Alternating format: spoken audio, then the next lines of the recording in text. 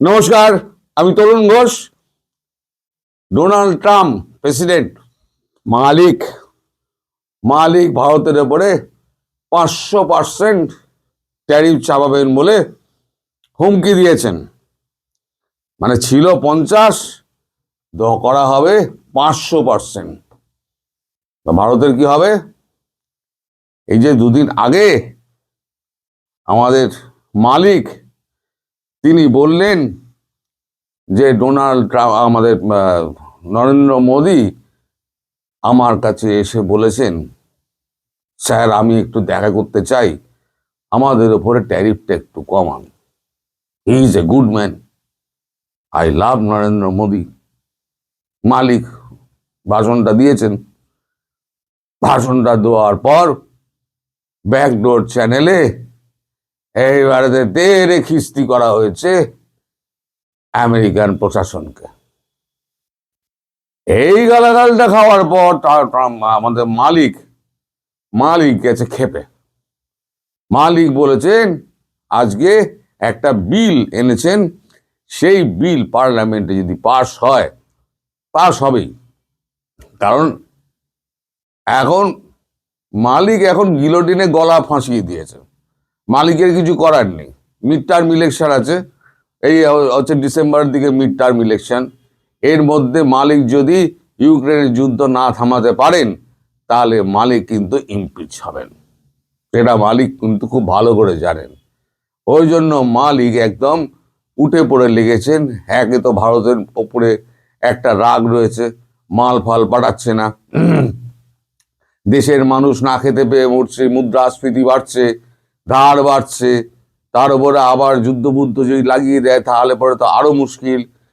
তাল ঠুকছে সবাই, কারণ সবাই মিলে এবার চাইছে ট্রাম্পকে এবারে একদম প্যাঁচে ফেলো, এমন প্যাঁচে ফেলো যাতে আমেরিকার আর কোনো নেতা যাতে বিশ্বের ওপরে এইভাবে ছড়ি ঘোরাতে না পারে। তো ভারত কি করেছে? ভারত নরেন্দ্র মোদী তো চুপ। তিনি একটা কথা বলেননি, তিনি কথা বলেন কম, কাজ করেন বেশি। হ্যাঁ, তারপরেতে ব্যাকডোর চ্যানেলে গালাগাল খাওয়ার পর তারপরেতে 500% ট্যারিফের একটা হুমকি দিয়েছেন। পার্লামেন্টে বিল পাস হলে 500% ট্যারিফ চাপবে কার ওপরে? চীনের ওপরে, ব্রাজিলের ওপরে এবং ভারতের ওপরে। কেন না? ইউক্রেন যুদ্ধ একমাত্র বন্ধ করতে পারে সেটা হচ্ছে রাশিয়া। কখন বন্ধ করবে? তার অর্থনীতি যখন ভেঙে পড়বে। কিন্তু এই তিনটে দেশ তারা তেল কিনে রাশিয়াকে সমৃদ্ধ করছে, অর্থনীতি দিয়ে সমৃদ্ধ করছে। ফলে তিনি চোটে লাল এবং বলে দিয়েছেন 500। ভাই মিস্টার প্রেসিডেন্ট, আপনি এক কাজ করুন, রোজ কিচ কিচ কিচ কিচ ভাল লাগে না, আপনি 500 1000 করে দিন, 1000% ট্যারিফ করে দিন। আপনি, আমরা ভারতীয়রা বলছি আপনি 1000% ট্যারিফ করে দিন। 1000 নাও 10,000 করুন।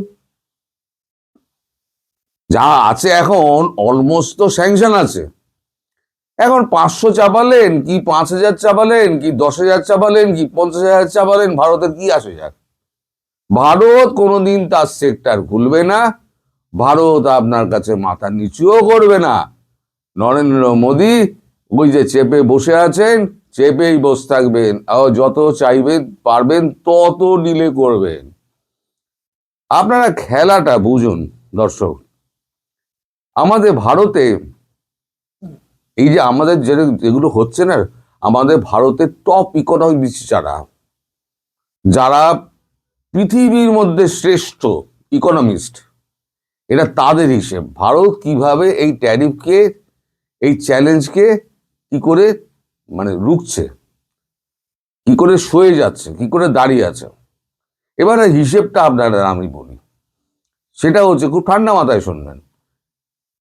আগে ছিল 80-84 টাকা আমাদের ডলার, এখন সেটা হয়েছে 90 টাকা। আমি বলেছিলাম টাকা ডিভ্যালুয়েট করছে, আপনাদের মনে আছে আমি বলেছিলাম যে রুপি আমাদের ডিভ্যালুয়েট করছে। এবার কাজটা কি হয়েছে, মজাটা কোনখানে? ডিভ্যালুয়েট করে লাভটা কি হচ্ছে? ধরুন আপনি আমার ক্রেতা, আপনি আগে একটা মাল কিনতেন 80 টাকায়, কি 84 টাকায়, 80 টাকায় আপনি একটা মাল কিনতেন। 80 টাকার জায়গায় আমি দাম বাড়ালাম না, আমি বললাম ভাই তুমি 80 টাকাই দেবে। আমি রামকে বললাম তুমি 80 টাকাই দেবে, 100 গ্রাম মাল তুমি বেশি দিয়ে নাও। রাম ভাবলো যে আমি 80 টাকাই দিচ্ছি, 100 গ্রাম মাল আমি বেশিও পাচ্ছি, তাহলে তো আমার তো ভালোই হলো। আমার তখন ডলার কিন্তু 90 টাকা, মানে $1 কিনতে গেলে 90 টাকা। আমি পাঠিয়ে দিলাম 1 কিলো 100 গ্রাম পাঠিয়ে দিলাম। রাম বেজায় খুশি, রাম দাম দিয়ে দিল $1, আমি এখানে 90 টাকা ডলার আমি করে নিলাম। তারা আমার নাফা কত হলো? 2 টাকা। 2 টাকা কিন্তু আমার সরকারি কোষাগারে ঢুকে গেল। সেটাই কিন্তু আমি আর মানে বাজারে ঢাললাম না, আমি ওটা রেখে দিলাম। আমি যেটা বলেছিলাম যে বাজার কখনো তুলবে না, এই ডিভ্যালুয়েট করে রেখে দেবে, 100 নিচে ওপরে নিয়ে যাবে, ডিভ্যালুয়েশন। ট্রাম্প এইটা ধরতে পেরেছেন, এই কাণ্ডটা ধরতে পেরেছেন। এই যে এই ইকোনমিক্সের ব্যাপারটা, ট্রাম্পের ওখানে তো বুদ্ধিমান লোকজন আছে, ট্রাম্পও ধরে ফেলেছেন যে ভারত এইটা খেলছে। ভারত আমাকে তো আমার সেক্টর তো খুলবে না, উল্টে যারা যারা যেখানে যেখানে মাল নিচ্ছে 100 গ্রাম কি 200 গ্রাম করে বেশি দিয়ে দিচ্ছে, দিয়ে আমার ডলারকে ডিভ্যালুয়েট করে দিয়ে, তার টাকাকে ডিভ্যালুয়েট করে দিয়ে ঘরে প্রফিট তুলে নিচ্ছে। মানে তেল ওই কিনে শুদ্ধ করে আবার তেল ইউরোপকে বেচার মতো অবস্থা। বা গুজরাটি বুদ্ধি, তো গুজরাটিটা খুব ভালো ব্যবসাদার হয়, তো গুজরাটি বুদ্ধিতে পেরে উঠছে না। এখন এই ট্রাম্প যে 500% যে ট্যারিফ বসাবেন বলছেন, তাহলে ট্যারিফ বসালে কি হবে? ভারত কি বসে বসে হাত পা ছড়িয়ে কাঁদবে? ভারতের বিকল্প বাজার খোঁজা হয়ে গেছে। ভারত ওই জন্য কোনো রকম ট্যাপ কিচ্ছু করছে না, ভারত চুপচাপ খেলে যাচ্ছে ওই সুনীল গাভাস্করের মতো। যে বলি দে, তুই বাউন্সার দে, তুই আউট কাট দে, তুই ইনসাইড কাটার দিবি, লেগ কাটার দিবি, স্লো দিবি, যা দিবি, আমি ঠুক ঠুক করে খেলে যাব। 5 দিন খেলবো 26 রান, 5 দিন খেলে 26 রান, ইতিহাস তৈরি করে দিয়েছিলেন। আর আরেকজন আছেন, বড় আছেন, তিনি হচ্ছেন জেফরি বয়কট। 3 দিন খেলেছিলেন 0 রানে, ভাবা যায়? 3 দিন লোকটা ব্যাট করে গেল, সারা দিন ধরে 0 রান। ভারত হচ্ছে সেই দেশ। আর ভারতীয়দের মানে আমাদেরকে দমিয়ে রাখা, দাবড়ে রাখা, এটা কিন্তু মুশকিল। তবে যেটা ঠিক হলো, এই ট্রাম্প কিন্তু গিলোটিনে গলা ফাঁসিয়ে দিয়েছেন। এইবারেতে যা ট্রাম্পকে যুদ্ধে ফাঁসানো হবে, যুদ্ধে ফাঁসিয়ে দেশের অর্থনীতির 12টা বাজানো হবে। আর একটা কথা আপনাদের বলে দিচ্ছি, না এটা বলবো না আজকে, এটা পরের দিন বলবো। আর একটা প্ল্যান ভারত, রাশিয়া এবং চীনের আছে, যেটা করলে ট্রাম্পের ইমপিচমেন্ট আর বই অবধি যাবে না, মানে ডিসেম্বর অবধি যাবে না। মিড টার্ম ইলেকশন তো এমনিই হারবে, এই মিড টার্ম ইলেকশন হারা মানে ডেমোক্র্যাটরা একেবারে সোজা একেবারে ব্যাগপত্র গুছিয়ে হোয়াইট হাউসের গেট দেখিয়ে দেবে, সোজা বাড়ি যাও, অনেক হয়েছে, ইমপিচ করে দিলাম।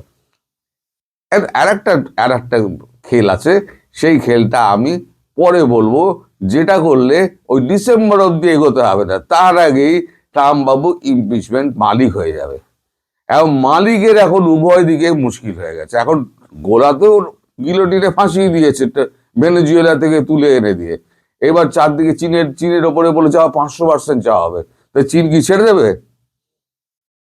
চীনের ওখানে 100 বিলিয়ন ডলার ছিল, নিবেশ ছিল ভেনেজুয়েলা 100 বিলিয়ন ডলার। ইরানে তক্তাবলট করে দিচ্ছেন, তক্তাবলট ইরানে হচ্ছে, তো ইরানে ফাঁসছে গিয়ে 75-80 বিলিয়ন ডলার। পাকিস্তানে ফেসে আছে বিআরআই প্রজেক্টে, সেটা 12টা বেজে, সেখানে গেছে 62 বিলিয়ন ডলার। চায়না আর কত সহ্য করবে?